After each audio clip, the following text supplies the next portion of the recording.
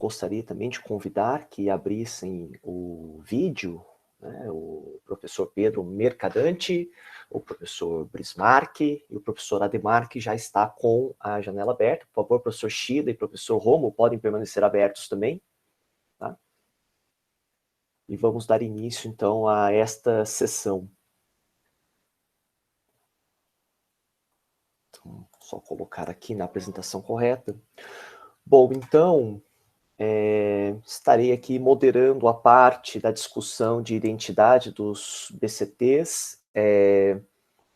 Durante as primeiras reuniões, eu fui o boca aberta que fez essa provocação em torno da falta, né, ou da necessidade de uma identidade em torno deste curso, e estou assumindo o meu filho aqui, então, iniciando essas discussões em torno da identidade do BCT. Então, estamos aqui no campus de Poços de Caldas, é um campus avançado da Universidade Federal de Alfenas, né? E aqui temos, no nosso campus, nós temos um modelo aí de 2 ciclos, e também esbarramos os problemas que foram apontados pelo professor José Renato, né, dessa dificuldade em termos de uma identidade. Bom, a minha proposta de apresentação aqui, eu vou apresentar primeiro um apanhado que eu fiz nos projetos pedagógicos, né, e no que tange sobre o tema identidade do curso, né, e depois finalizar, eu, de uma certa forma, consegui agrupar esse conceito de identidade em 4 grupos. O professor Shida deu um grande help nisso, que é o caso de universidades, né, de BCTs que tem poucos alunos e poucas alternativas. Acho que aí tem um tipo de uma identidade muito peculiar. Também tem o caso da UFBC, que depois o professor Mercadante vai fazer a sua fala, que é um caso que tem mais alunos e tem mais alternativas de segundo ciclo. Depois passarei a palavra ao professor Brismarck, que é uma situação que ainda estão criando alternativas de segundo ciclo, então neste momento eles não têm curso de segundo ciclo. E por fim vou passar a palavra para o professor Ademar, quem vai falar do caso da Federal da Bahia, que é um BCT bastante diferente, né, um pouco diferente da maioria dos projetos pedagógicos que eu li. Então, quando eu faço um apanhado, lendo aí os projetos pedagógicos, a gente percebe os cursos propõe a seguinte identidade. Primeiro, é que se forme um profissional generalista, ou seja, ele não seria limitado ou vinculado a um campo profissional específico, ele é multidisciplinar ou interdisciplinar, ou seja, um profissional que consiga fazer o diálogo entre diferentes áreas do conhecimento. Acho que esse acho que em quase todos os projetos pedagógicos, o texto de entrada acaba sendo esse. Na sequência, também, propõe-se que se tenha uma formação breve, então diferente dos outros cursos tradicionais, que são de 4 a 5 anos, né, é uma formação, de forma geral, mais breve, de 3 a 3 anos e meio, sempre observando, né, bastante flexível e que permita, com expectativas e potenciais abertos, sempre atentos a diferentes oportunidades. Ou seja, percebo hoje que o mercado tem essa demanda, ou eu percebo hoje que eu tenho essa linha de pesquisa, então eu consigo montar a minha trajetória acadêmica para atender imediatamente, ou o mais breve possível, esse tipo de demanda. Então isso também é uma coisa que a gente deixa deixa muito claro como identidade dos BCTs. Outro ponto muito interessante é que essa flexibilidade vem em conjunto, né, associado à responsabilidade do discente em estar elaborando a sua própria trajetória acadêmica, né?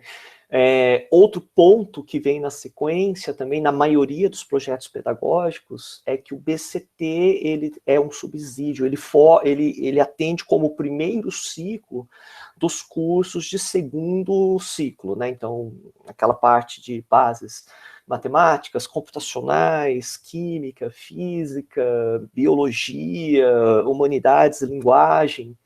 elas estariam sendo abordadas em boa parte, em quase seu total, neste curso de primeiro ciclo, ou seja, no BCT, e que dá subsídio, então, que permite ao aluno continuar depois no segundo ciclo, né? E, por fim, né, o outro ponto que aparece em quase todos os textos é que se busca uma formação tecnológica com caráter humanístico e social. Então, é claro que alguns cursos, os outros ainda têm outros ingredientes, mas o que tange em praticamente todos os BCTs que eu pude mapear são essas características. Então, organizando de uma forma gráfica, a ideia, a identidade que a gente identifica, a identidade que a gente encontra nos projetos pedagógicos é um profissional generalista e interdisciplinar. Ele é com uma formação bastante flexível. Ele, além de flexível, ele também atende como primeiro ciclo, né, a parte básica, para o ingresso posterior desses alunos em um segundo ciclo. O aluno pretende se formar um aluno autônomo, responsável em montar a sua própria grade curricular, o seu perfil formativo. E, por fim, que tem uma forte interface tecnológica, social e humanística, né? Então, de forma geral, os nossos cursos de BCTs têm formado este discente da seguinte forma. Bom, o aluno, ele ingressa via SISU, na sequência, ou de forma geral, ele faz um conjunto de disciplinas que o curso monta como obrigatório, daí nesses tem as ciências básicas, as linguagens matemáticas e computacionais, as ciências naturais, né? Depois o aluno começa a ter uma certa liberdade para a escolha, para fazer as suas eletivas, então eletivas muito vinculadas ao bacharelado, então essas são eletivas que têm um pé na interdisciplinaridade, que têm um pé em empreendedorismo, tecnologia e também conhecimentos gerais, e por fim, o aluno vai fazendo mais algumas disciplinas para integrar a carga horária, né, no sentido já de diretivas para segundo ou terceiro ciclo, né? Ou, por que não, também ferramentas que já o coloquem em um mercado não especialista. Então, esse é um ultra resumo que eu consigo fazer, né, de como é definido as identidades dos nossos bacharéis em ciência e tecnologia, pelo menos o que contém no texto, né, dos projetos pedagógicos, e como isso tem sido feito. Daí eu vou trazer o caso, né, da Unifal como um elemento disso, né. Então, quando a gente trabalha nesse círculo, né, nesse conjunto, então, de habilidades, de diretrizes, se assim posso colocar, na formação de um aluno, eu começo a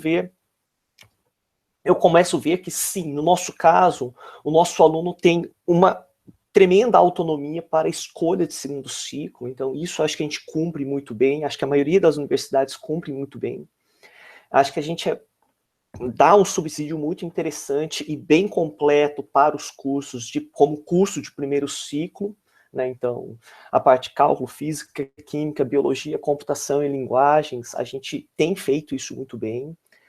Percebo isso também em quase todos os nossos BCTs, além de disciplinas específicas que dão a ele, né, que fazem a ponte para o segundo ciclo. Quando se fala de a parte tecnológica, a parte interdisciplinar, a gente percebe que quando o assunto é um problema tecnológico ou social que está relacionado com os cursos segundo ciclo, a gente consegue entregar com muita facilidade o conceito de interdisciplinaridade, o conceito tecnológico e científico, né? E dificilmente o aluno abraça dificilmente a gente tem encontrado um problema que é generalista, acaba sendo mais um problema específico, né? Então vai um pouco de contra, às vezes acaba indo um pouco na contramão. A gente propõe a formação de um aluno, um profissional generalista, mas a gente acaba encontrando mais problemas específicos. Então, isso é um ponto que me parece ser muito característico neste momento, né? Em conversa com alguns coordenadores, né, de concursos com este perfil, né, poucos alunos e poucos cursos segundo ciclo, né, todos eles relatam, narram uma grade bastante rígida, né, bastante enrijecida, com pouca flexibilidade, por conta como o professor José Renato colocou, né, o nosso público tem buscado cursos de segundo ciclo. Então, para atender este público, a gente acaba tendo que enrijecer a grade curricular, né? Então, esse é outro ponto que me parece bastante característico, né? E há uma certa dificuldade também em a gente manter uma conversa, né, entre diferentes áreas do conhecimento, que é uma coisa que se propõe, né, no que diz identidade do nosso bacharel em ciência e tecnologia, né. Em especial, né, acho que alguns colegas colocaram a dificuldade em atender os alunos do noturno, que geralmente eles sempre se encontram sufocados, então a evasão, a retenção acaba ocorrendo nos cursos mais noturnos. Então, para não prolongar a minha fala e permitir mais tempo de discussão, né, dentro dessa identidade e também já criando uma ponte com a discussão que a gente vai fazer na parte da tarde, né, que é a parte de como dar a identidade, eu entendo, eu consegui, é possível mapear alguns desafios, né. Primeiro, acho que o grande problema está na falta de informação, os nossos alunos, o mercado propriamente dito, não entendem o que é o bacharel em ciência tecnologista, né, e bacharel em ciência e tecnologia. Me parece, né, que não está muito claro, né, não para nós, mas para a sociedade não está muito claro se existe um mercado para um profissional generalista, né, que é o que a gente propõe formar. Além disso, como inserir este profissional generalista em um mercado que ainda requer alguma formação específica. Embora a gente saiba que isso não é verdade, não é necessariamente assim, mas há este preconceito, né, na sociedade, e também a sociedade não entende muito bem ainda quais as vantagens em fazer o BICT. Acho que é uma discussão interessante que vai ser abordada no período da tarde. Além disso, outro desafio está na formação flexível, né, que como a gente consegue fazer uma formação flexível e atender a demanda de segundo ciclo, né? A formação interdisciplinar, como a gente consegue fazer as diferentes áreas do conhecimento conversarem, né? E como formar um perfil empreendedor, que é uma das coisas que estão também nos projetos pedagógicos, e por fim, o que caiu recentemente aí nas novas diretrizes, né? Como realizar extensão pelo BICT, né? Então, a gente tem algumas experiências aqui, mas não é o foco da minha fala, né? O foco é mais a identidade, mas a identidade fatalmente aparece quando eu aponto a identidade, fatalmente a gente provoca na nossa cabeça como implementar, como fazer essa identidade acontecer, né? Então, eu coloco também, como o Shida colocou, essas provocações para as próximas discussões, tá certo? Então, essa era a minha fala, foi muito breve, gostaria de passar a palavra para o professor Mercadante, para que ele possa falar agora um pouquinho mais do caso UFBC, né, como eu agrupei, seria o caso de uma universidade maior, com mais alternativas de segundo ciclo. Professor Mercadante? Oi, obrigado, Laus. Eu preparei uma pequena apresentação sobre como é que é o UFBC. Então, o Laus falou muito bem sobre as identidades, sobre as diferentes identidades, e de uma forma genérica, né, como é que a gente pode se encaixar. Eu vou acabar falando um pouco, bem particular, né, dando o exemplo que a gente fez e ver se eu consigo tocar alguns pontos aqui que estavam na fala do Lau. Então eu vou... vocês estão vendo a minha imagem compartilhada aí? Sim, estamos vendo, professor. Tá. Então, bom, para falar um pouco da UFBC, eu vou fazer um breve resumo de como é que funciona a nossa universidade, né? Porque o BCT ele está totalmente inserido dentro proposta aí da criação da universidade, né? Então, a nossa universidade ela foi criada em 2004, ali, a gente começou os primeiros, o projeto que prevê a criação da universidade, né? E já em 2006 começaram as aulas na UFABC e começaram com o curso do bacharelado em Ciência e Tecnologia, né? Bom, então a universidade ela já foi criada para abrigar esse curso, né? Então a universidade, aqui a gente tem aqui à esquerda o modelo de universidade tradicional, a gente tem departamentos acadêmicos, são departamentos disciplinares, né? E o modelo da UFABC são não ter departamentos, mas alguns centros, né? Então a gente organizou de alguma forma uma certa divisão entre as funções de cada coisa, mas não em departamento, mas nesses centros. Então, tem a ideia do Centro de Ciências Naturais e Humanas, né, que pesquisaria a descoberta, alguma coisa assim. O Centro de Matemática, Computação e Cognição, né, que estaria voltado para as matemáticas, para a computação, né, pensando numa questão de análise. E o Centro de Engenharias e Ciências Sociais, que seria algo um pouco mais aplicado. Então, veja que mesmo as ciências sociais, a gente colocou ciências sociais junto com o mesmo centro das engenharias, enquanto ciências humanas estão junto de ciências naturais, né? Tem uma pequena diferença ali. Então, na verdade, ciências humanas, no nosso caso, acabou ficando a filosofia. A filosofia está no Centro de Ciências Naturais e Humanas, né? Bom, e como é que, então, a UFABC está formada atualmente? Então, atualmente, recentemente, a gente não só tem o bacharelado em Ciência e Tecnologia, como a gente tem o bacharelado em Ciências e Humanidades.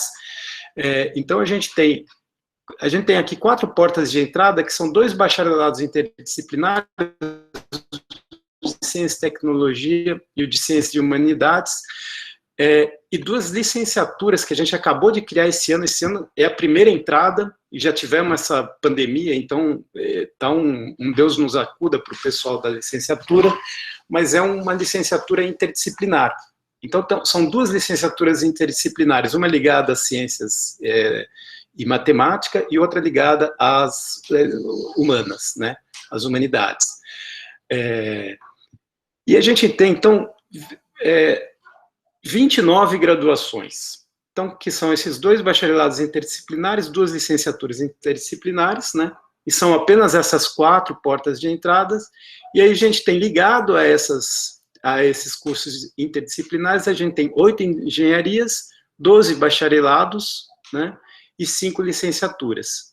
Então, as licenciaturas interdisciplinares, a gente vai ter 5 licenciaturas ligadas a elas, e o BCT, a gente vai ter 8 engenharias ligadas a eles, e vários bacharelados interdisciplinares, bacharelados específicos ligados ao BCT, né?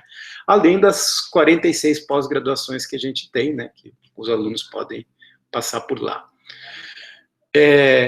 Como é que é o acesso ao mercado de trabalho, então, né? Com 3 ou 4 anos, o aluno ele faz o bacharelado ou a licenciatura interdisciplinar, né? E ele pode ir direto para o mercado de trabalho, ou com 1 ou 2 anos a mais, ele pode se formar em alguma licenciatura, ou ele pode ir direto aqui do bacharelado interdisciplinar para o mestrado acadêmico, e a qualquer momento, ou para o doutorado também, dá para ir direto para o doutorado, e a qualquer momento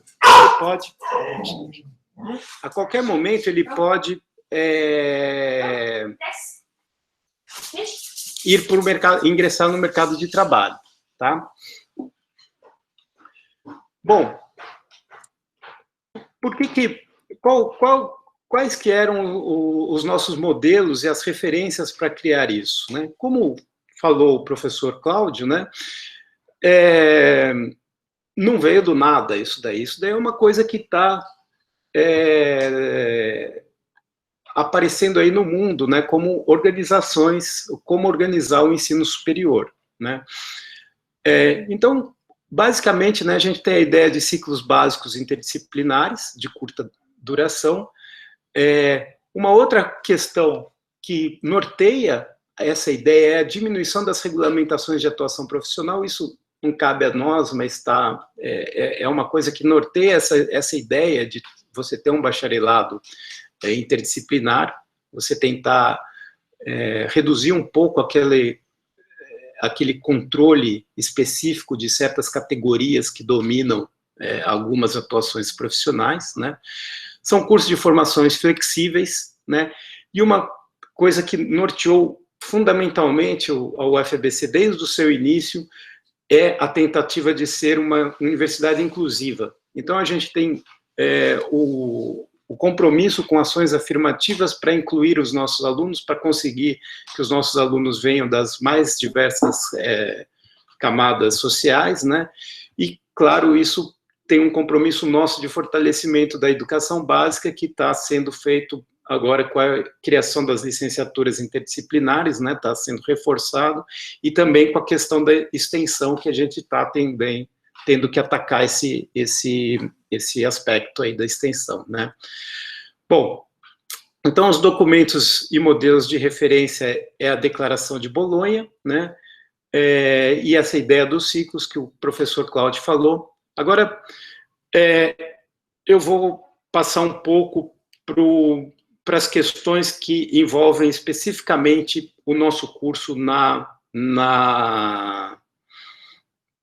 UFABC. Então, essa questão da interdisciplinaridade, né? Desculpa, eu estou... a questão da interdisciplinaridade, a gente nota a necessidade de ter profissionais cada vez mais capazes de entender o mundo moderno e não uma formação específica e totalmente especializada, né? Então, numa era que o conhecimento avança tão rápido, né, os cursos eles têm que ser flexíveis. E isso, o conhecimento é flexível, a atuação deles é flexível, e isso tem que se refletir nos nossos cursos e nas trajetórias acadêmicas, né? Então, os cursos específicos da UFABC são cursos que estão apoiados no nosso bacharelado interdisciplinar. Então, não existe nenhum curso que o aluno possa entrar direto na universidade inteira. Então, ele tem que entrar no seu bacharelado interdisciplinar, e os cursos específicos eles estão totalmente apoiados e integrados nesses bacharelados interdisciplinares, tá? Então, dessa forma, a gente tem... O aluno ele tem a disponibilidade dele, à disposição dele, todas as disciplinas oferecidas em todos os cursos da UFABC, tá? E com isso a gente também otimiza os nossos recursos. Então, por exemplo, a gente tem uma disciplina que chama Introdução à Probabilidade e Estatística. Essa disciplina, ela é oferecida tanto para os alunos do bacharelado em Ciência e Tecnologia, quanto para os alunos do bacharelado de Ciências e Humanidades, porque quem está fazendo Ciências Sociais precisa um pouco do trabalho de estatística, precisa entender essas coisas. Obviamente, vocês que têm alguma experiência devem notar que isso é um desafio imenso, porque é uma disciplina que tem que ser oferecida para os dois, né? E ela tem a mesma função, que é dar uma base de probabilidade estatística. Só que, no caso de um cara, ele tem um conhecimento de cálculo do que veio do bacharelado em Ciência e Tecnologia, ele tem todo o conhecimento de cálculo. E o da bacharelado em Ciências e Humanidades, eles têm apenas uma disciplina que é bases matemáticas, né? Mas não é o cálculo completo. Então, é um desafio que a gente enfrenta na universidade, que tem a ver com uma discussão de pré-requisitos que estava sendo feita aí no nosso chat aqui, né? Então, vamos ver uma coisa importante aqui, que é esse perfil do egresso, né? Então, o nosso egresso ele pode atuar como pesquisador, gestor, analista, consultor nas áreas de desenvolvimento, trabalha na solução de problemas, tá? Uma questão que pega nos nossos cursos, né? quando a gente vai pensar na orientação e na curricularização do curso e definir quem que vai ser disciplinas obrigatórias, o que os alunos devem saber, né, e como que os cursos devem ser feitos, né, a gente tem como um princípio básico aqui, é que os cursos tradicionais, eles não são capazes de prever o conhecimento necessário para o futuro profissional. Então, a gente quer formar um profissional capaz de estar sempre se atualizando em constante aprimoramento, né? Mas quando a gente vê esse problema, a gente tem duas coisas, né? Uma coisa a gente sempre precisa estar atualizado e estar com os últimos avanços no curso com o risco de ficarmos irrelevantes.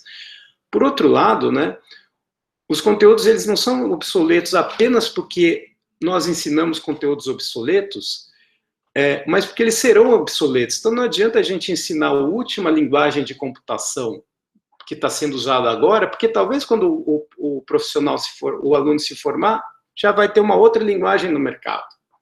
Então, existe um conhecimento que é básico, né, e que é atemporal, né? E esse conhecimento a gente tem que ter junto, claro, com os conteúdos modernos, mas a gente não pode perder essa ideia de ter uma formação básica do aluno, né? Bom, agora vamos colocar especificamente como é que está os nossos o bacharelado de Ciência e Tecnologia, né? Então, nós temos 3 anos, são 9 quadrimestres letivos, então a gente divide o ano em 3 quadrimestres, né? Isso permite uma maior flexibilidade para os alunos, porque as disciplinas são mais curtas, né? Elas têm que caber em um quadrimestre, em 1/3 do ano, e permite, então, com que o aluno se forme com mais flexibilidade. 47% das disciplinas são obrigatórias, e isso a gente está tentando diminuir um pouco, mas é complicado. Mas, de qualquer forma, então, as disciplinas obrigatórias, elas vão obrigar o aluno a ter uma fundação básica em todas as áreas do conhecimento. Básico em ciências humanas, física, química e biologia, além da linguagem dele primordial, que vai ser matemática, no caso de alunos de ciências, né? 30% são opções limitadas, que são disciplinas que são dos cursos específicos. Então, todas essas outras que não são obrigatórias, elas são as disciplinas dos cursos específicos. E aí, as disciplinas mais fundamentais e de início de carreira desses outros cursos, a gente coloca ela como disciplinas de opções limitadas. E o restante de disciplinas, ele pode completar com qualquer disciplina que ele queira, tá? Mas note que essas opções limitadas já formam um rol, ele tem um rol imenso, praticamente, em geral, o nosso aluno se forma com mais disciplinas de opção, quase tudo com disciplinas que poderiam ser consideradas opções limitadas, tá? Mas acaba entrando também como livres ali, tá? Então, o nosso caso é baseado em eixos de conhecimento, em vez de disciplinas, e a gente tem esses 6 eixos aqui, né? O eixo da estrutura da matéria, o eixo da energia, processos de transformação, que é basicamente biologia aqui é química e física, aqui é física, processo de transformação basicamente computação, biologia, informação e comunicação, a gente tem a matemática e a computação, né? Representação e simulação é a computação, basicamente, e a gente tem um eixo de humanidades, tá? Então, eu estou estourando no tempo, então, se vocês permitem aqui, essa transparência aqui, ela mostra bastante como é que é a trajetória de um aluno no BCT. Então, no início, ele está cursando basicamente as disciplinas obrigatórias, né? E aí, de repente, ele começa a pegar algumas disciplinas que já são parte de, por exemplo, engenharia aeroespacial, mas ele não precisa terminar a engenharia aeroespacial. Mas ele pega algumas disciplinas que estão relacionadas ao curso de neurociência, tá? E se, de repente, ele vai para esse curso de neurociência, ele vai se formar em neurociência, mas ele continua aqui no BCT, se formando no BCT.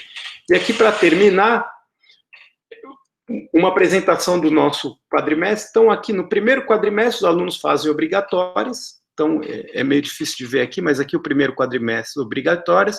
O segundo quadrimestre tem muitas disciplinas obrigatórias e quase não tem. Tem algum espacinho aqui, né, para ele se aventurar em disciplinas de opção limitada. No terceiro também, tá? E agora, aqui para o final do curso, quinto e sexto quadrimestre, ele já está fazendo disciplinas que são de cursos específicos e que são disciplinas que vão dar essa formação mais sólida para ele nos cursos específicos, tá? E aqui, quais são os cursos específicos que estariam ligados ao BCT? A gente tem várias engenharias, vários bacharelados aqui, os verdes são os do BCT, tá? Os amarelinhos são do bacharelado em Ciência e Humanidade, e a gente tem, agora não mais, né, as licenciaturas não estão mais ligadas ao bacharelado do BCT. Bom, esse é o que eu queria falar para vocês. E eu queria só colocar uma pequena provocação aqui para o Laos, dentro desse modelo. Então, só mais 30 segundos aqui, que tem uma hora, né, que a gente fala... a gente tem que formar os profissionais generalistas, né? Como é que a gente vende que a gente está formando profissional generalista? No nosso modelo, a gente obriga, tem uma base obrigatória que você tem que ter uma base boa, interdisciplinar, nos casos, né? Mas esse profissional, ele não é generalista porque ele só tem conhecimentos gerais. Ele tem muito conhecimento específico, só que não é um conhecimento específico de um físico ou de um químico. Ele tem que está identificado como uma profissão já regulamentada. Ele pode formar o seu conhecimento específico fazendo os cursos que estão lá, que é o conhecimento específico que ele necessita para o mercado de trabalho que ele está buscando. Então, termino aqui. Muito obrigado, professor Pedro. Gostaria de passar a palavra para o professor Brismarck Góes da Rocha, professor da Estadual do Rio Grande do Norte. Professor?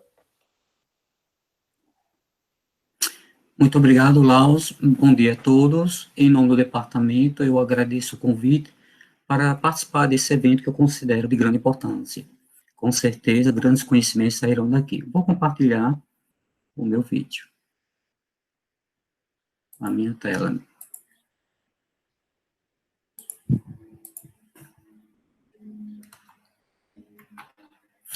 Então, pessoal, diferentemente, né, o curso de Ciência e Tecnologia da UERN, localizado no campus de Natal, é um curso que não tem segundo ciclo, diferentemente, como pude observar dos cursos que já foram apresentados aqui, são cursos de Ciência e Tecnologia que têm a opção de segundo ciclo e uma boa quantidade de cursos, né? Então, iniciando falando sobre a Universidade do Estado do Rio Grande do Norte, ela foi criada em 1968, está, né, em vários municípios do Rio Grande do Norte, como vocês podem ver aqui no mapa, composto por um campus central, composto por 5 campos avançados e 11 núcleos avançados de educação. Especificamente sobre o curso de Ciência e Tecnologia, que é ofertado no campus avançado de Natal, na região norte da zona de Natal, que Natal é dividido em 4 regiões, norte, sul, leste e oeste, e de tal forma que é separado pelo rio Potengi, acho que vocês dão para ver por aqui no mapa. Aqui é a expansão do campus avançado de Natal, e nessa região, onde está lotado o curso de Ciência e Tecnologia, ele é uma região que tem acima de 354 mil habitantes, onde possui poder aquisitivo de classe média, baixa ou baixa, Em relação ao curso de Ciência e Tecnologia, especificamente, foi um curso que foi criado em 2013, com a oferta apenas de 50 vagas. Inicialmente, iria ser criado também o segundo ciclo, que seriam 2 engenharias, mas por motivos superiores não foi criado. A entrada do nosso curso é a entrada anual, por meio do SISU. Tem duração de 3 anos, não possui segundo ciclo, e eu vou falar mais na frente sobre essa questão. A equipe do nosso curso é composta por físicos, profissionais das letras, estatística, química, biologia e engenharia mecânica. Com relação à matriz do curso, nós temos disciplinas obrigatórias, que é 1980, optativas 300 horas, atividades complementares 120 horas. É considerado optativa porque eu chamo de optativa obrigatória, digamos assim, devido ao fato que o aluno só poderá concluir o curso se tiver cursado as 300 horas de disciplinas optativas. Desculpem. E as disciplinas eletivas são disciplinas que o aluno poderá cursar em qualquer curso da universidade, o que não impossibilita, se ele não tiver 240 horas, a sua conclusão. Em relação às disciplinas do curso, o primeiro período, composto por algoritmo de programação, ciência e tecnologia, e aí eu vou, para me adiantar um pouquinho, vou dar mais ênfase na questão do pré-cálculo. Por que essa importância do pré-cálculo? Observamos, ao longo do tempo, a grande deficiência dos alunos ao chegarem na universidade com disciplinas de cálculos. E daí muitos terminavam evadindo por não conseguir acompanhar. Sendo assim, tomamos a iniciativa de criar a disciplina pré-cálculo, o que tem ajudado bastante. Uma outra disciplina que eu chamo bastante atenção é o Seminário de Introdução ao Curso de Ciência e Tecnologia. Essa disciplina é muito importante também, porque é durante ela que, da sua oferta, que o aluno tem a oportunidade de conhecer o que é ciência e tecnologia, quais as áreas que ele pode atuar. Inclusive, frequentemente recebemos convites, né? Na verdade, nós fazemos os convites a várias universidades, a vários coordenadores de curso de engenharia, para apresentar o curso ao aluno, né? Frequentemente, o curso de engenharia de materiais da UFRN, como mecatrônica e ambiental, dentre outros, frequenta a UERN para dar palestras sobre esse curso. O bom que o aluno, a grande vantagem nisso, é que quando o aluno for escolher a sua engenharia, ele já vai de uma forma mais consciente, digamos assim.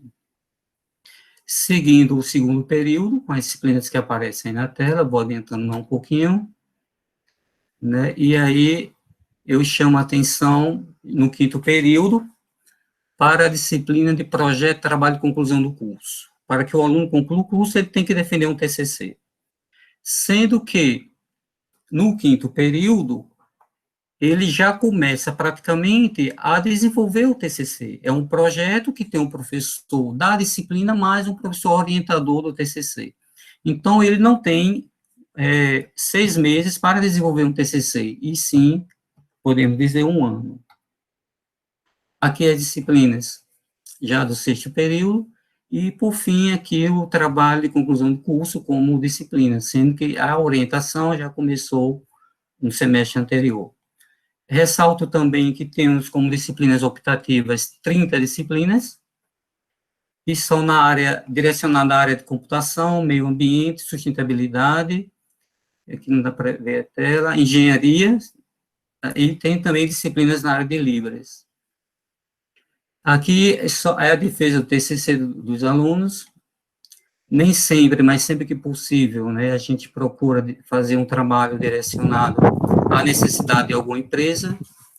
Esse TCC aqui, que foi a purificação de óleo, né, de fritura, com dissolventes naturais para a produção de biodiesel, foi juntamente desenvolvido com a empresa nos procurou, né, e de tal forma foi feito esse trabalho, e, à conclusão do TCC, a aluna terminou sendo funcionária deles. Bem, durante o curso, né, o aluno vai ter a oportunidade de bolsa de pesquisa, extensão, monitoria, monitoria voluntária, estágios não remunerados, não remunerados não obrigatórios, né, não é obrigatório, mas o aluno tem a oportunidade do estágio, sim. Tem a orientação acadêmica, o departamento de apoio à inclusão, que diz respeito, dá um suporte tanto para o aluno, para o docente, quanto aos alunos, né, que apresentam alguma necessidade especial. Bem, tem a residência universitária e o projeto de tutoria. Esse projeto de tutoria, o curso criou em virtude de buscar diminuir a evasão dos alunos do curso, e é formado da seguinte maneira, né? Os alunos que ingressam na universidade é dividido em grupos, cada grupo de aluno tem um professor responsável, que tem como objetivo acompanhar esse aluno, principalmente no primeiro período, né, com o seu desenvolvimento na universidade, de tal forma para tentar diminuir as dificuldades acadêmicas. A parte de infraestrutura, composta por biblioteca, laboratórios, auditórios e salas de aula. Com relação ao complexo cultural da universidade, que está ligado à CIT também, tem como objetivo ofertar cursos de extensões à população local, diga-se na zona norte de Natal. Ainda temos alguns projetos do curso de Ciência e Tecnologia, que é o letramento digital para alunos do EJA. É um projeto de extensão desenvolvido, que a universidade, o curso buscou as escolas na região, e se viu a necessidade de ofertar esse curso para a comunidade. Um outro projeto também, né, de extensão, é a Maria Bonita na Ciência, que também desenvolvido na região norte de Natal. Ainda seguindo, temos também o projeto Renovar e Reciclar, que é um projeto também com a comunidade e associações do bairro, né, da zona, que a região, a zona norte, é composta por vários bairros, né, bem como também com as escolas. Com relação às linhas de pesquisas, predominantemente no departamento, em que os professores fazem suas pesquisas, é a nanotecnologia, aproveitamento de resíduos, biocombustíveis, astrofísica e energias renováveis.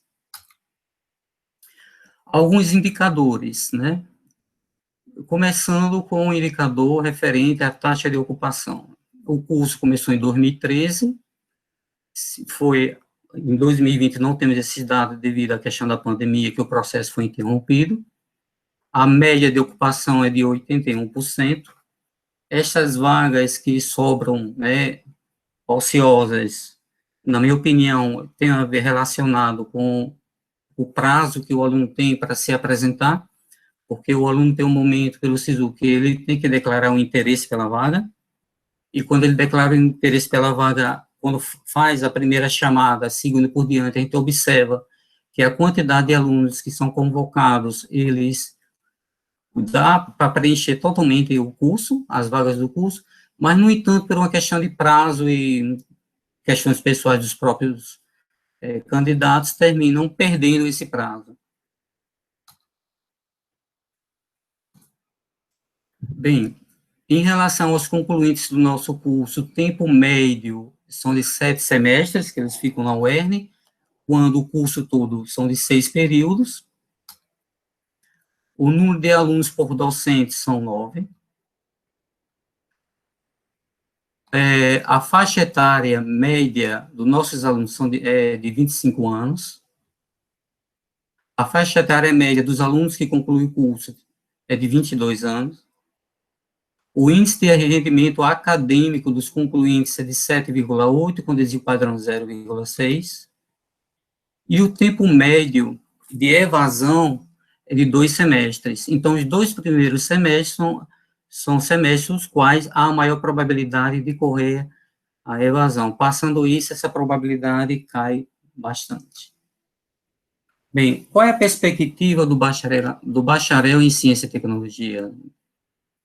Ele terá a oportunidade, digamos assim, de ingresso nos cursos de engenharia nas instituições de ensino superior, e diga de passagem que é o perfil dos egressos, né, eles buscam isso, já entram em ciência e tecnologia, já pensando em uma engenharia, alguns já vão direto para o mercado de trabalho, muito pouco vão para pós-graduação, e as áreas que nós temos observado, digo, as engenharias, que eles têm buscado é a biomédica, ambiental, mecatrônica, materiais, mecânica, telecomunicações, petróleo, computação, engenharia civil, elétrica, florestal, química e outras. Os nossos alunos eles buscam bastante as universidades que estão no Rio Grande do Norte, né? A Federal do Semiárido e a UFRN. Claro que a gente sempre ressalta a importância para os alunos que o seu ingresso nessas vagas de segundo ciclo vai depender do regulamento de cada universidade.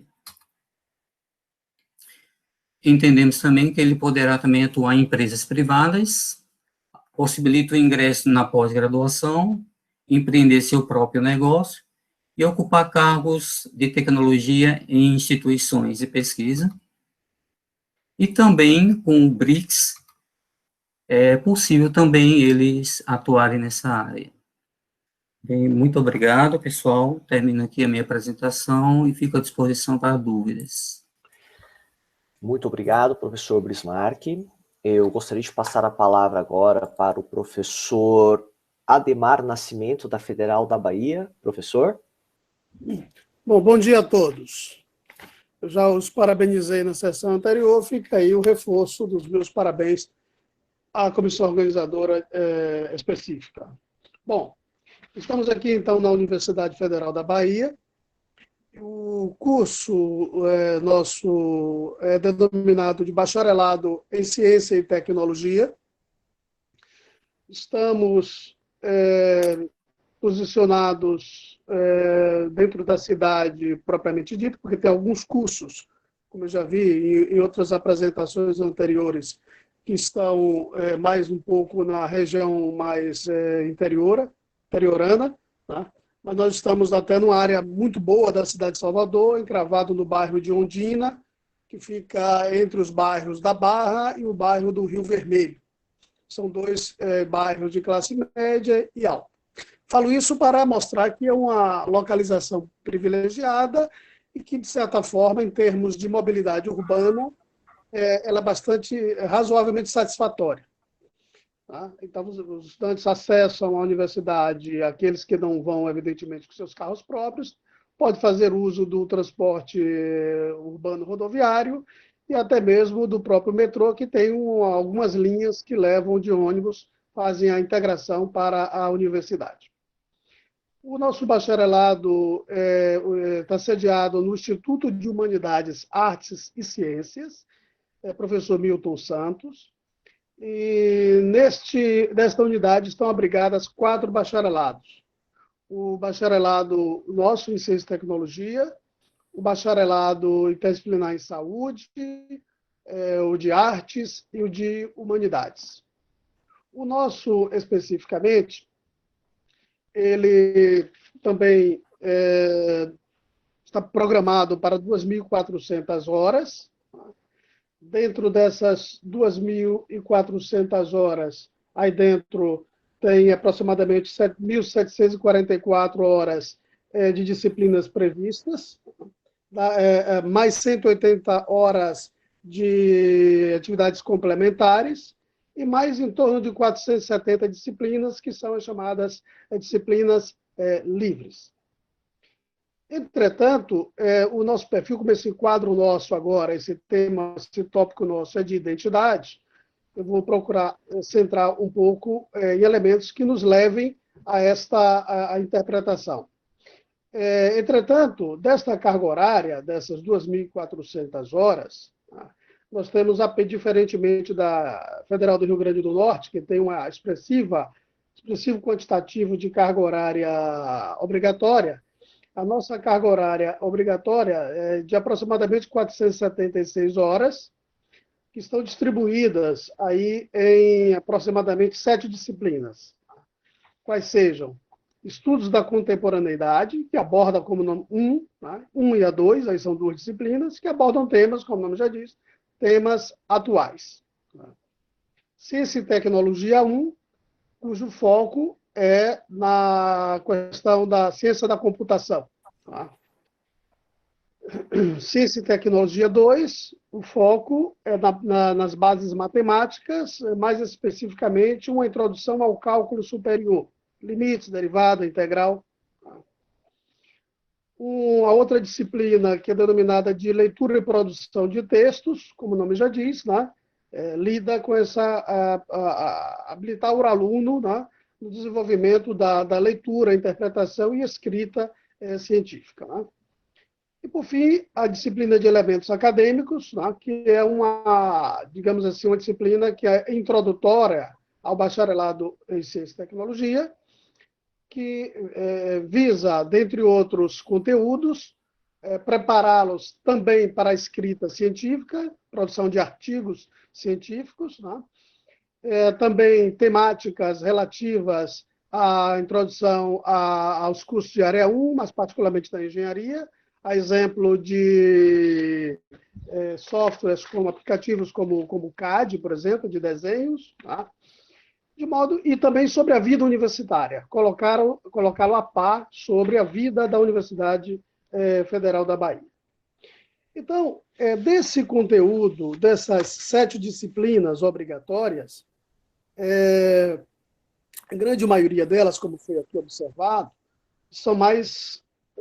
não estão, digamos assim, muito diretamente vinculadas às disciplinas das ciências exatas, né? Quais sejam, né? Estudos de contemporaneidade, língua portuguesa, produção de textos e elementos acadêmicos. De modo que dessas 7 disciplinas, apenas 2, digamos assim, estão mais vinculadas à área de exatas, né? A Ciência e Tecnologia 1, que é a parte de computação, e a Ciência e Tecnologia 2, que é a parte do cálculo, né? Então, isso representa aproximadamente em torno de 5%, 10% no máximo da carga horária das obrigatórias vinculadas com a área de tecnologias, vamos dizer assim, diretamente, especificamente, né? Todas essas disciplinas são muito importantes, até porque também o nosso bacharelado ele é interdisciplinar. Então, se nos perguntam qual é o perfil e a identidade do bacharelado interdisciplinar da UFBA, né? Eu geralmente respondo, eu entendo que ele tem por característica ser generalista, ser de fato, faz jus de fato ao seu nome. Ele é interdisciplinar. Nós não temos um segundo ciclo.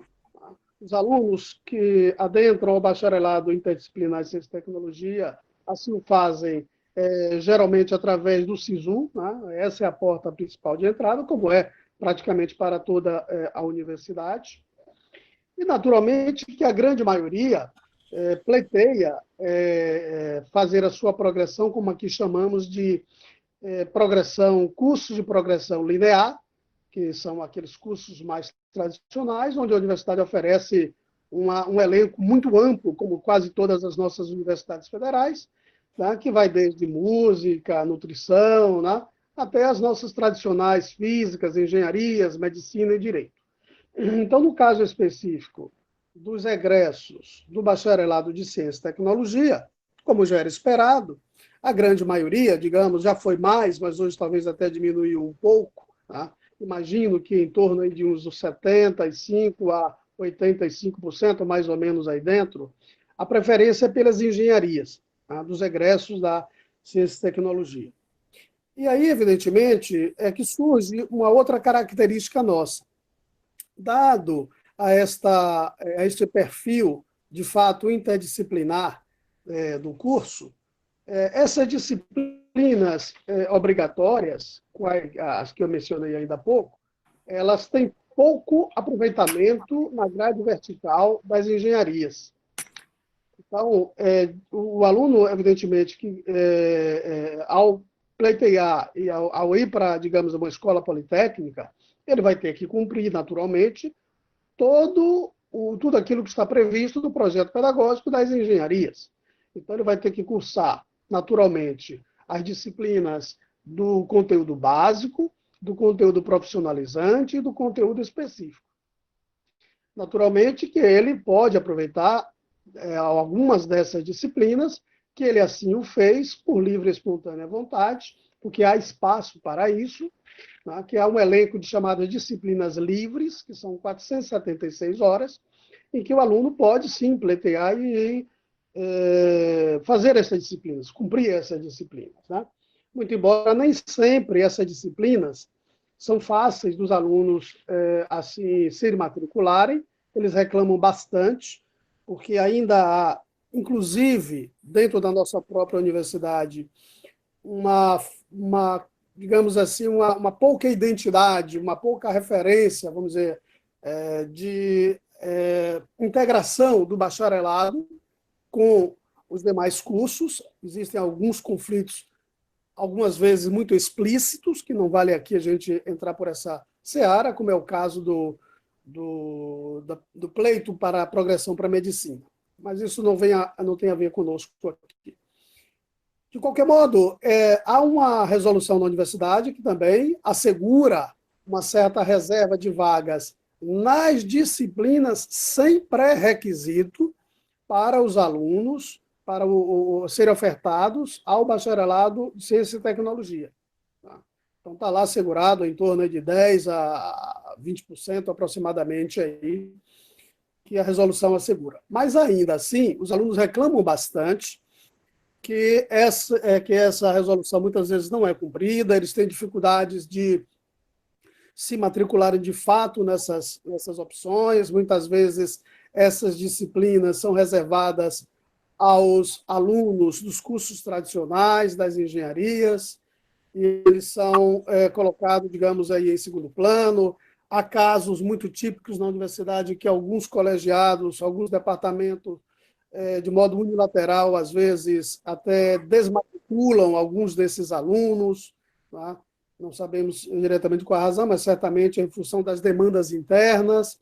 Então, ainda há uma necessidade dessa integração, não só, aliás, do bacharelado de Ciência e Tecnologia, mas dos bacharelados como um todo em nossa universidade. Né? Ainda é uma figura, digamos, meio que cinzenta em nossa universidade, de modo que há uma luta muito, muito cansativa, muito intensa. Lá. Eu mesmo já fiz parte de conselhos superiores, no caso, o Conselho de Ensino e Extensão, e nós vimos que isso ainda há alguns desconhecimentos, até mesmo nas grandes lideranças da universidade, em relação aos propósitos do bacharelado, de um modo geral. Tá?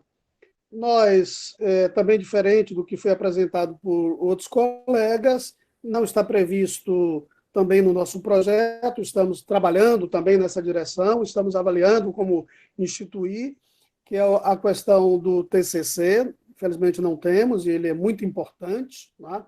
Também o estágio supervisionado, ele também ainda não está implementado, precisamos também avançar nessa direção.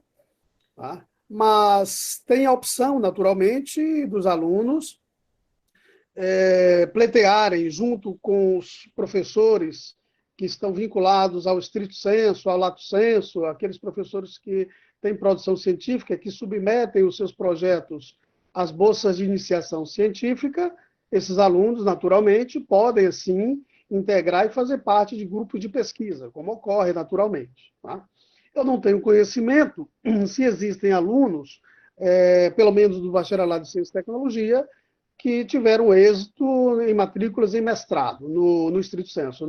Eu desconheço. Tá? Aliás, eu faço parte de do programa de pós-graduação em Engenharia Industrial, e nunca vi nenhum egresso nosso pleitear e estar cursando esse nosso mestrado e o doutorado. Mas mais grave do que, digamos assim, esse cenário que eu estou aqui apresentando, que mostra um pouco dessa nossa característica de perfil mais generalista, mais aberto, tá?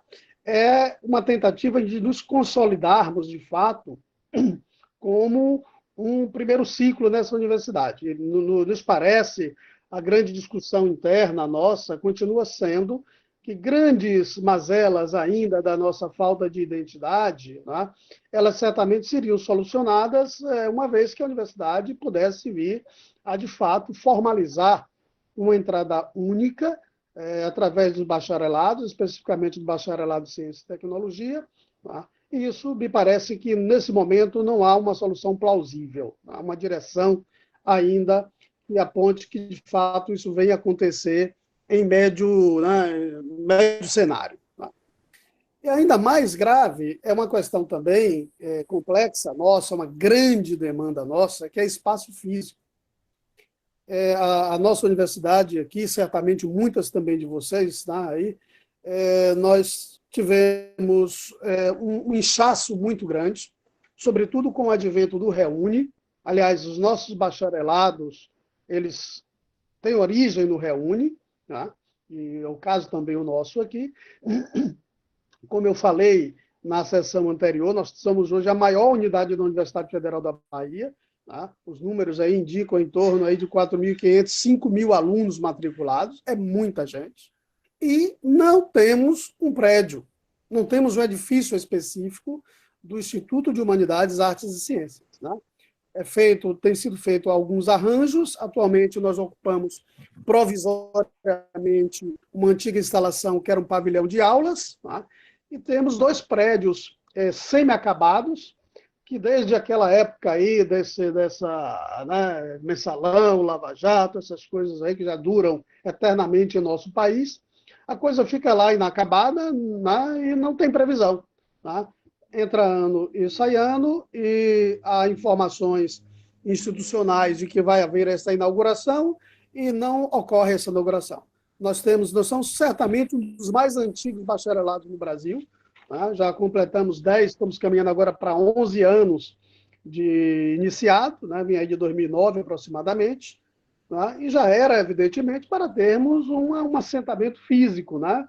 Com laboratórios definitivamente instalados, sala de professores, espaços para alunos, de modo que tudo isso hoje é muito provisório. E isso implica, evidentemente, na autoestima, isso implica, evidentemente, na identidade do Instituto como um todo. Né?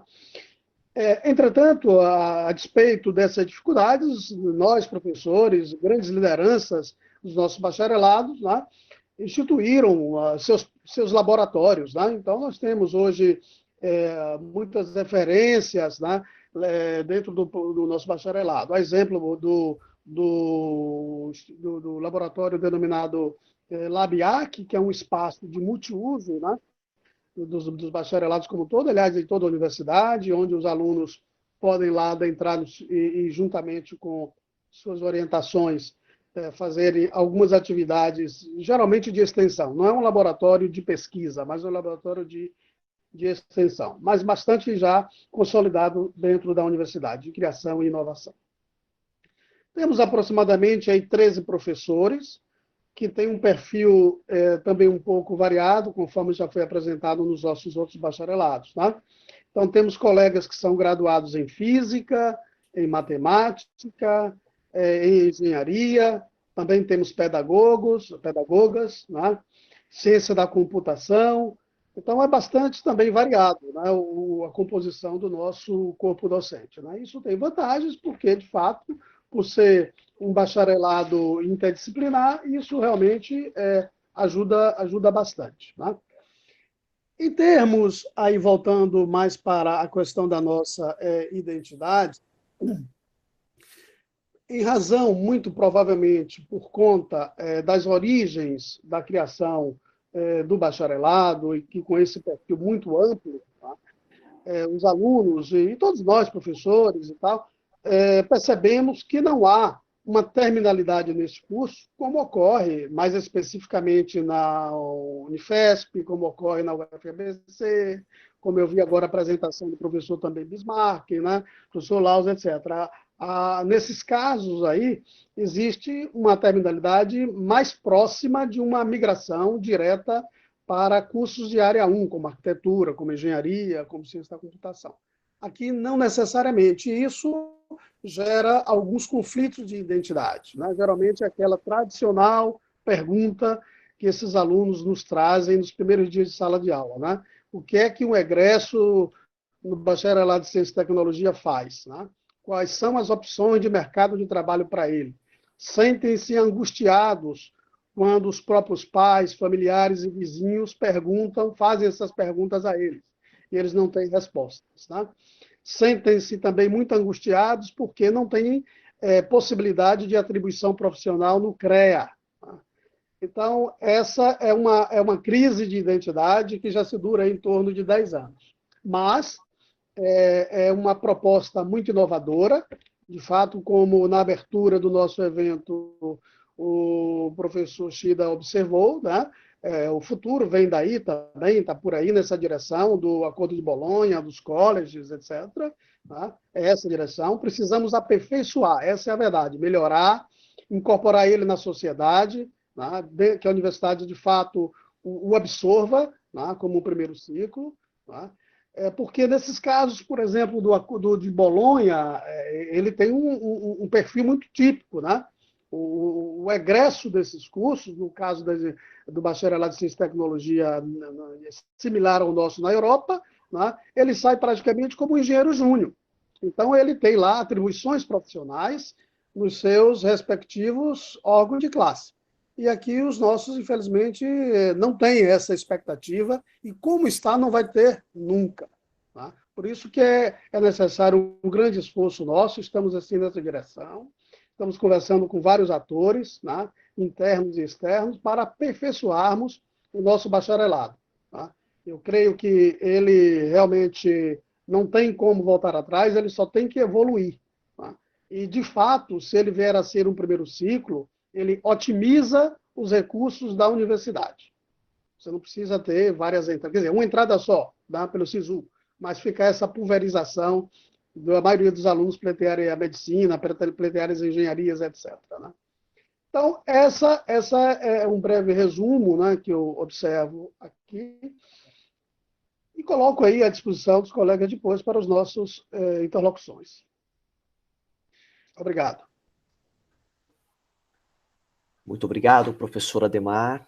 Somente em observação ao nosso tempo, teremos tempo aí para 2, e se for bastante econômico e breve, 3 perguntas, depois eu gostaria de fazer um fechamento. Então, fica aguardando as inscrições aqui no chat, para que a gente possa organizar aí as intervenções. Por favor, se inscrevam.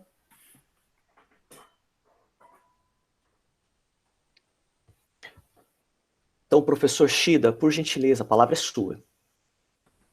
Obrigado. Na verdade, tem uma pergunta sobre o Bismarck e outra para o professor Adhemar. A primeira, professor Bismarck, acho que a gente já conversou um pouquinho, mas assim, normalmente o aluno, né, procura os BCTs olhando o segundo ciclo. Vocês não têm um segundo ciclo, né? Qual a estratégia que vocês fizeram para segurar o aluno, né, para que ele termine o BCT sem ter o segundo ciclo? Professor Bismarck, gostaria de abrir? Sim. Pronto. Obrigado pela pergunta. Uma das estratégias que nós adotamos, até mesmo para que facilite realmente o egresso do aluno nos cursos de engenharia, tanto da UFES ou UFRN, foi exatamente procurar alinhar a matriz curricular, tanto da UFRN como a da UFESA, né, em momentos que a gente tivemos de encontro com o UFRN e o UFESA, para alinhar esse, digamos assim, a matriz básica. Claro que não tem como atender 100%, porque são 2 universidades, né, então não tem como ser 100%. Então, de tal forma, quando o aluno, ao entrar no curso, ele é ciente disso, de que ele irá participar realmente de um processo em outra universidade, né, e já sabem que a nossa matriz atende 80% a 90% das necessidades das outras universidades, e uma maneira mais prática de manter o aluno na UERN, um desafio, sem sombra de dúvidas, né, é exatamente esse esclarecimento que muito é dado quando o aluno entra, assim que entra na universidade, na verdade, no curso de Ciência e Tecnologia, na disciplina de seminários, né, de introdução à ciência e tecnologia. Então, o aluno, ele é ciente, ele é consciente, realmente, de que ele vai ter uma base que, após a conclusão de CIT, ele já pode, sim, entrar no mercado de trabalho, né? E assim como partir para uma pós-graduação ou ir para um segundo ciclo. Ele é ciente disso, e eu acho que um grande diferencial que tem a UERN são os projetos que envolvem os alunos, né, assim, mostrando a importância, assim, da extensão, o projeto de tutoria que você termina, o aluno se sente muito acolhido, né, por quê? Porque o projeto de tutoria, né, assim que o aluno entrou no curso de Ciência e Tecnologia, o departamento já separa grupos de alunos e fica um professor, tutor, responsável, né, para cada grupo. E nesse grupo, o que acontece? Os alunos chegam com muita dificuldade, é uma mudança de paradigma de uma hora para outra, né? Um estilo de vida. Tem que aprender a estudar só, e muitos não têm esse hábito, tem a dificuldade no cálculo. E durante essa monitoria, esse aluno, ele é orientado, o professor reúne, ele tem reuniões com esse seu grupo, e aí vai perguntando quais as suas dificuldades, qual é o problema, qual é a disciplina, qual a dificuldade em aprender esse conteúdo, e aí vai conduzindo, orientando esse aluno. E em alguns casos a gente observa que o aluno tem, digamos, dificuldade em aprender, né, uma coisa bem mais específica, e nós encaminhamos, como eu apresentei, ao Departamento de Apoio à Inclusão, onde, nesse departamento, ele vai dar um aporte, que tem o psicopedagogo lá, vai dar um aporte a esse aluno, e vai dar um aporte ao professor como trabalhar isso. Então, de certa forma, um grande diferencial que eu observo é que o aluno, ele é acompanhado desde o início ao fim, né, e eles se sentem acolhidos. E tanto é, assim, quando os alunos ingressam, né, os novos alunos, nós convidamos os ex-alunos para irem à universidade e dar uma palavra e falar da experiência deles, o que eles deveriam fazer para poder concluir o curso de Ciência e Tecnologia. E é bem gratificante quando o aluno ele diz, olha, eu consegui, participei de uma bolsa com mais de 200 alunos na UFRN, e eu fui o único que consegui a bolsa. Olha, na UFRN ou em outras universidades, sempre falo isso, principalmente o UFRN e o FESA, eu ensino esse conteúdo para os alunos, para os meus colegas, porque eu já vi e tal. Então, eles se saem da universidade bem capacitados, né, e isso é muito gratificante ouvir isso desses alunos. Então, eu acho que o principal motivo é o acolhimento e esse acompanhamento que tem contribuído muito nesse projeto para que eles fiquem na hora. Professora Ademar. Obrigado, Lauro. Fazer a pergunta, professor. Obrigado, senhor, professor. Professor Bismarck, professor Ademar, eu preciso fazer a pergunta para você. Professor Bismarck, muito obrigado. Eu não conhecia essa parte da tutoria, né? Eu acho que, assim, o seu modelo é um sonho que eu gostaria de fazer aqui no Unifesp. A gente ainda não conseguiu. É uma promessa do projeto pedagógico, mas a gente não conseguiu implementar. Muito obrigado pelo esclarecimento. Obrigado, senhor, professor. Professor Ademar, assim, o que eu vejo assim no BCT, né, da UFBA, e das conversas que a gente teve, obviamente, é que, assim, me parece, assim, que o BCT, no modelo do BCT da UFBA, ele é muito bonito no papel, digamos assim, né? Mas na prática você vê muitos problemas de implementação, né? O que eu vejo também, assim, que é uma coisa mais política, digamos assim, né? Porque os cursos de engenharia normalmente são atrelados a departamentos, né? E, assim, os departamentos não querem abrir mão, né? Diferente, por exemplo, da UFABC, acho que depois o Pedro pode comentar, né? Onde você tem só 3 departamentos para todos os cursos, né? Então, assim, você não tem um departamento brigando para ter o seu curso, etc. e tal, né? Eu não sei se eu fui muito ríspido, né, no meu comentário, mas eu gostaria que o senhor comentasse alguma coisa sobre isso. E depois, talvez, o professor Pedro Mercadante. Passo a palavra para você, professor Ademar. Bom, Shida, veja, eu não diria necessariamente assim que uma questão é política, né? Política partidária. Isso não existe. Isso não existe, né? É uma política desenvolvimentista da educação, que é muito louvável, foi muito importante. Estávamos ali naquele ambiente bastante fértil do ponto de vista econômico e do ponto de vista da educação, crescendo bastante no Brasil, né? Eram aqueles bons tempos de alunos tendo a oportunidade de terminar, de fazer parte da sua graduação no exterior, com aquelas bolsas e tal. Era um Brasil muito bom e tal, que de fato teve muito bom efeito, né? Eu acho que muito daquilo teria que ser repetido mesmo, né? É verdade, temos que investir muito, temos que proporcionar aos nossos alunos essas experiências internacionais, etc., né? Agora, no caso específico, de fato, do projeto pedagógico do nosso bacharelado, ele não amarrou, realmente, não deixou vinculado esta passagem para o que nós chamamos de CPL. E aí, então, gera essa necessidade de se fazer alguns arranjos, né? Regimentais, reserva de vagas, né? Etc, etc. E isso fica, então, que muitas vezes não são cumpridas, isso deixa essa situação muito mal resolvida, tá? Essa é a verdade, né?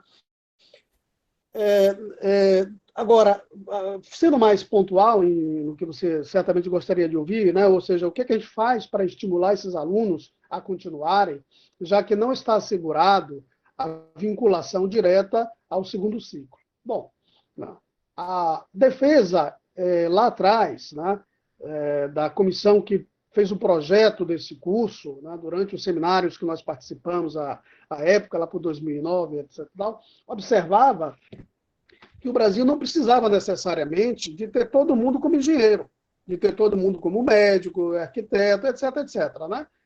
De certa forma é verdade, né? Porque tem muitos perfis de estudantes, etc., que, de fato, não têm condições de ficar 5 anos esperando para pegar um diploma para começarem para o mercado de trabalho. Muitas pessoas têm lá suas dificuldades financeiras, né? Então, quer gerar rápido, faz um determinado curso e vai atuar ali no mercado de trabalho. Agora, o que ele vai atuar no mercado de trabalho é que é a dúvida. Essa é a questão, né? Aí, o que se dizia à época, e ainda hoje, eu também repito, né, muitas dessas recomendações e apontando algumas direções, é que esses egressos, eles podem, muitos deles têm origem no interior, então eles podem retornar para as suas cidades do interior, e quem sabe pode vir a ser um professor de uma faculdade particular, que já é uma ocupação muito nobre, formando pessoas, né, numa faculdade, né? Ele pode ser um representante técnico, né? Veja, muitas vezes quando nós estamos em consultórios médicos, aí chegam aquelas pessoas, aqueles representantes que vão ser atendidos ali pelo médico, com aquelas suas pastinhas, que vão fazer demonstrações e tal. Muitos daqueles profissionais ali, representantes de medicamentos, né? Às vezes são advogados, né? Às vezes até pode ser engenheiro, etc, etc. E não precisa a universidade formar um administrador 5 anos, um advogado 5 anos, para ele ser o representante comercial. Então, no caso específico, um egresso do bacharelado interdisciplinar nosso em ciência e tecnologia pode vir a ser um representante especializado de uma Philips, vamos dizer assim, né? De produtos de laboratório para o polo petroquímico, também há esta possibilidade. Muito embora nós não preparamos para isso, né?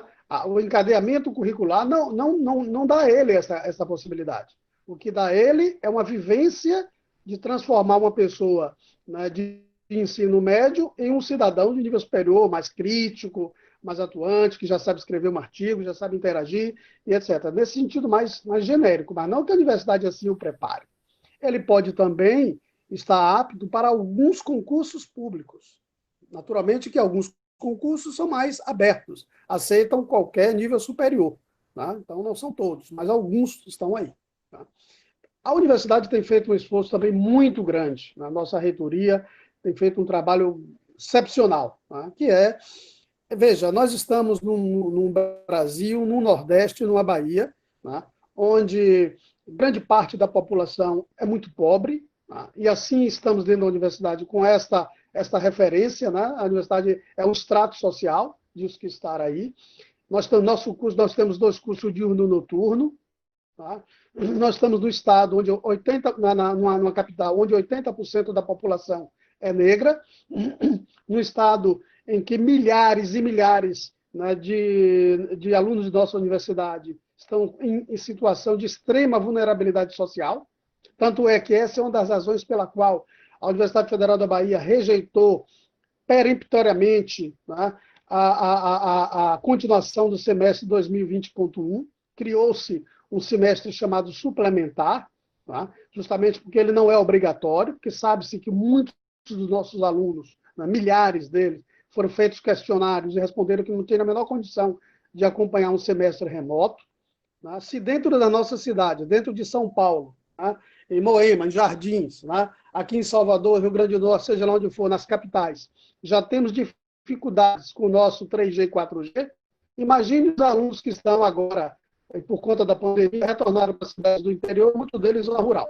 Então, a universidade acertou e criou esse semestre chamado suplementar, porque são 8.500 turmas aproximadamente, não tem como continuar no perfil como estava, e fez então ele como opcional, os alunos podem se matricular, podem não se matricular. Tá? Então, a vulnerabilidade é muito grande, de modo que esta oportunidade de ser também um profissional rápido do mercado de trabalho também é interessante. E outra, Shida, também, nesse mesmo contexto, existem bolsas específicas de produção científica para esses alunos, tá? Que são bolsas que estão atreladas à nossa Pró-Reitoria de Ações Afirmativas. Que já, tem a Bolsa PIBIC, tem o PIBIT, né? E tem a bolsa específica para alunos em vulnerabilidade social. Então, a universidade tem feito assim, esse papel para continuar mantendo esses alunos. E cabe, naturalmente, a todos nós, professores, né, também orientá-los, acolhê-los, né, desenvolvermos nossos projetos de modo a permitir que eles, assim, participem da vida acadêmico-científica da universidade. Porque a universidade ela é meritocrática. A gente não pode passar a mão na cabeça porque fulano é pobre, fulano é rico, não existe isso. A universidade é mérito, né? Conhecimento científico. Agora, cabe ao Estado-nação garantir igualdade de acesso para todos. É isso aí. Professor Mercadante, gostaria de concluir a pergunta do professor Shida, por favor? Tá bom.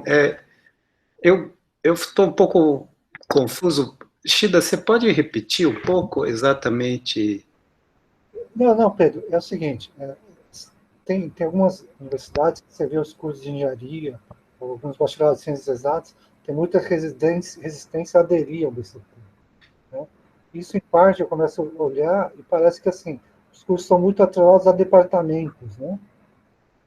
Por exemplo, aqui na Unifesp a gente tem um único departamento, não tem vários, tem 100 e tantos professores no departamento. No UFABC tem 3 departamentos em que os professores estão distribuídos nesses departamentos. Assim, o departamento não é responsável por um curso, ou não é dono de um curso. Né? Sobre isso que eu gostaria que você comentasse. Certo. Então, tá, essa organização política da universidade sobre os cursos, né? Então, eu vou comentar sobre a visão da UFABC, né? Então, nós temos 3 centros que não são departamentos, e os professores, então, eles estão organizados nesses centros, eles mais ou menos respondem aos diretores desses centros, né? E o BCT não está atrelado a nenhum centro, ele é um curso de todos os centros. Os cursos específicos, né, que a gente chama de cursos específicos, tipo física, química, biologia, né, muitos deles estão praticamente dentro de um centro só, né, então não tem...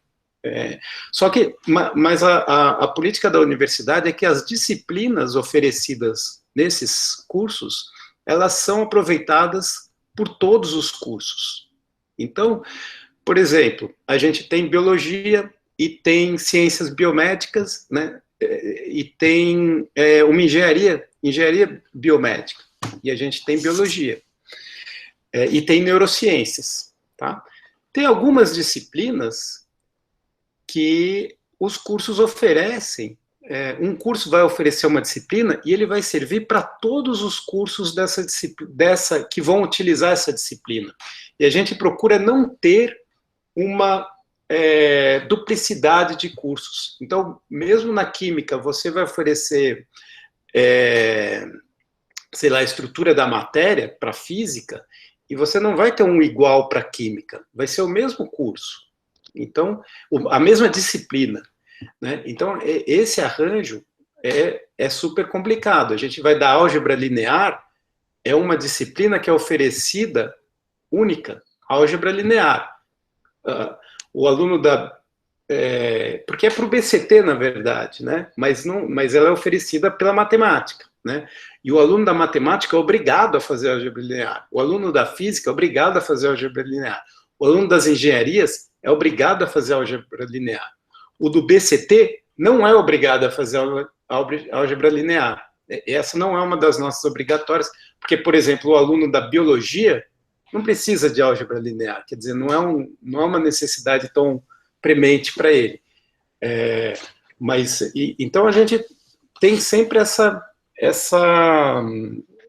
questão de tentar otimizar esses recursos, de você oferecer uma disciplina que vai servir para todos os cursos. Dessa forma, você não vai ficar 15 alunos numa, 10 na outra, você vai juntar para uma sala de 45, que vai ser essas salas mais específicas são mais ou menos nesse formato. Os nossos BCT não, as obrigatórias mesmo é complicado, são turmas grandes, de 90, você tem uma dificuldade em dar aula, mas, por outro lado, você otimiza os recursos dos professores. Obrigado, professor Pedro. Como avançamos no tempo e para não comprometermos a programação da tarde, permita-me, professor Christian, minha pergunta se refere às dificuldades com o registro profissional do BICT junto ao CREA. Possivelmente é um assunto que a gente pode avançar para o período da tarde, tá? Ou a gente pode também, dificilmente a gente vai esgotar todos os problemas ou tudo que a gente gostaria de discutir em um único workshop. Então, é claro que, caso a gente não consiga atender a pergunta do senhor nessa edição, vamos tentar trabalhar nas próximas, né? Evidentemente organizado por outros grupos também. Somente para eu concluir este bloco, permitam-me fazer uma síntese do que conversamos. Eu tenho um forte entendimento que os nossos cursos têm um corpo docente bastante interdisciplinar, o que nos permite, sim, né, formar profissionais com forte caráter interdisciplinar e generalista. Por sinal, eu adorei a provocação do professor Mercadante, né? Concordo plenamente que a ideia não é formarmos um especialista, mas um profissional que entenda de muita coisa, né, sem necessariamente ser um especialista em um assunto. Então, eu gosto dessa provocação, eu concordo plenamente com o senhor, né. Notei uma forte preocupação, né, tanto aqui em nossas conversas, como no chat no YouTube, no chat aqui da sala, né, em como a gente pode permitir que o aluno avance para o segundo ciclo. Então, como tornar o BCT um ambiente propício para isso, né? Ao mesmo ponto, ao mesmo passo, né, a colocação também do Pedro, né, que coloca que o conhecimento básico para nós, para todo mundo, né, claro que ele é atemporal, e o conhecimento específico, conhecimento moderno, ele sim, ele fica obsoleto em curtíssimo prazo de tempo. Então, como adaptar a isso? Então, eu percebi na fala de todos uma grande preocupação em torno disso. E acho que a preocupação do professor Christian também vai em torno disso, porque um mercado, né, a gente entende que uma parte do mercado, a gente precisa que ele tenha capacidade de assinar, né, algumas responsabilidades. Então, vem aí o nome do CREA. Do mesmo jeito que o professor Ademar colocou, sim, que não há nenhum problema, né, em a gente apresentar um curso que sim, vamos formar um profissional generalista, e que sim, há um mercado para esse profissional generalista, né? Então, acho que os exemplos, professor Ademar, acho que foram muito interessantes, né? E também, no final da nossa conversa, eu notei que existem duas trajetórias bem distintas na implementação dos nossos cursos. Uma, que é o exemplo do BCT, e até um pouco do nosso exemplo aqui no campus de Poços de Caldas, que não haviam cursos tradicionais, então a gente monta todo um curso em torno do bacharelado, né? Então, daí tem vantagem e desvantagem fazer, né, a partir deste formato, como também, né, muito bem apontado aqui pelo José Alberto, pelo Rômulo, pelo Christian, pelo professor Ademar, que é instituições que já têm cursos tradicionais, alguns deles com mais de 100 anos, né? E em algum momento, no meio de tantos cursos tradicionais, chega a gente com uma proposta inovadora, uma proposta moderna, né? E a gente acaba encarando uma forte e natural resistência, né, por esses cursos mais tradicionais. Então, essa era a síntese que eu gostaria de fazer, né? Acho que foi, desculpe-me se eu não dei a devida ênfase para outros assuntos que também foram muito bem abordados, né? Perfeito, então, pessoal. Então, declaro encerrada essa sessão, tá bom? E vamos continuar conversando aí, tá bom, pessoal? Um grande abraço, bom almoço a todos, e voltamos aqui à 1h30 da tarde.